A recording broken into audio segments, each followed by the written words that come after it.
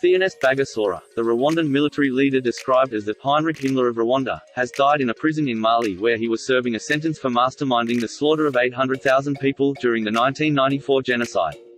Bagosora, who died aged 80, was serving a 35-year sentence after being found guilty of being in charge of the troops and militia who butchered minority Tutsis and moderate Hutus in 100 days. In 1994, his son Achille Bagosora announced the death in a Facebook post, "Rest in peace, Papa."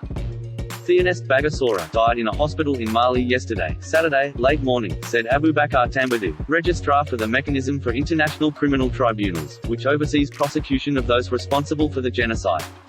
Bagosora was jailed for life in 2008 for genocide, crimes against humanity and war crimes, though his sentence was reduced to 35 years on appeal in 2011. The Rwandan genocide saw 800 ethnic Tutsis, Hutu moderates and their political allies massacred in 100 days of bloodshed. Known as a hardliner within the National Republican Movement for Democracy and Development Party of Rwandan President Juvenal Habyarimana, Bagosora in 1993 was appointed cabinet director in the Defense Ministry and took control of military and political affairs in the country.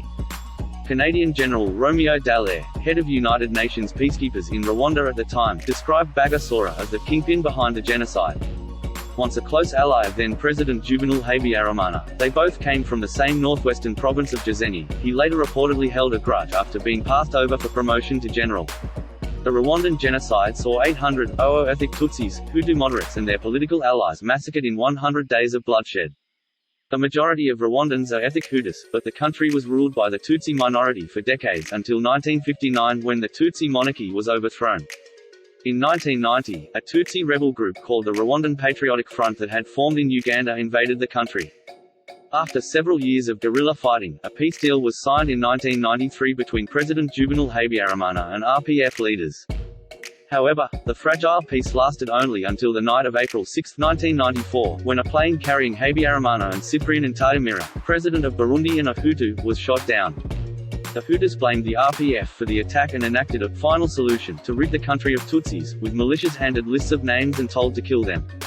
Neighbors turned on each other, husbands murdered their Tutsi wives, and there were even accounts of priests and nuns killing those who sought shelter in churches. It lasted 100 days and 800,000 Tutsis were killed, alongside thousands of Hutu moderates who objected to the killing. They were slaughtered by supporters of the Hutu government, who claimed to be weeding out the cockroaches.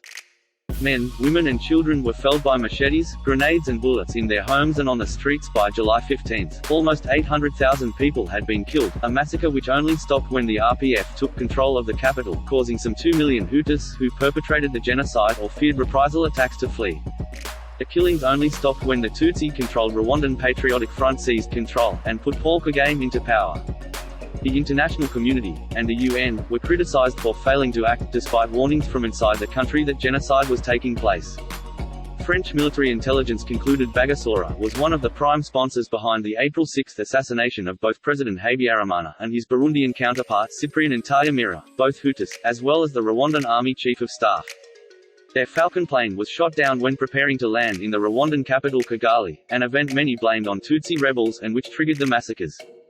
The assassination of moderate opposition ministers and Tutsis less than half an hour after the explosion of the presidential Falcon would confirm the high degree of preparation of this operation, according to the intelligence memo from September 1994, revealed in 2019. A few days later, the foreign minister and Hutu moderate was killed by soldiers.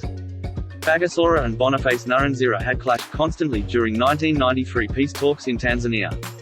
Bagosora accused Nkurunziza of making too many concessions to the rebels and, on his return to Rwanda, reportedly said he was heading home to prepare the apocalypse, something he denied in court hearings. Bagosora denied any direct role in the genocide, though he was seen as part of a Hutu extremist faction in the country. With the defense minister also out of the country on a mission, Bagosora was the most senior military official from April 6 to 9, the first days of the genocide, when extremists rounded on the Tutsi majority, Hutu moderates and those from mixed lineages in an orgy of bloodletting that shocked the world. After the genocide, Bagosora fled into exile in Cameroon. He was arrested there in 1996 and flown to face trial in Arusha, Tanzania, in 1997. His trial began in 2002 and lasted until 2007. Bagosora was found guilty in connection with the killing of 10 Belgian peacekeepers and responsible for the deaths of the Rwandan Prime Minister and head of the Constitutional Court. He was also found responsible for organized killings of Tutsi at numerous sites in Rwanda's capital, Kigali, and in Gisenyi in the west of the country. The appeal court in 2011 found that while there was no evidence he ordered the massacres, Bagosora knew they were planned and did nothing to stop them, even though he was in a position to do so. Reacting to the news of Bagosora's death, Rwanda's ambassador to the Netherlands, Olivier Nduhungirehe, said Bagosora didn't show remorse for his crimes. The main reasons against Bagosora's request for early release were that he never accepted responsibility for genocide, showing no sign of remorse or regret, and that he is a man with a forceful personality who at times is unable to control himself, Nduhungirehe said in a Twitter post. Bagosora was serving his sentence in Koulikoro prison in Mali, but had been transferred to a clinic in the capital Bamako, an official in the Malian prison administration said. An official at the institution where he was admitted said he died of heart failure, without giving further details. Bagosora had in April been refused an application for early release because of the extremely high gravity of his crimes, with the judge ruling that he had failed to demonstrate rehabilitation.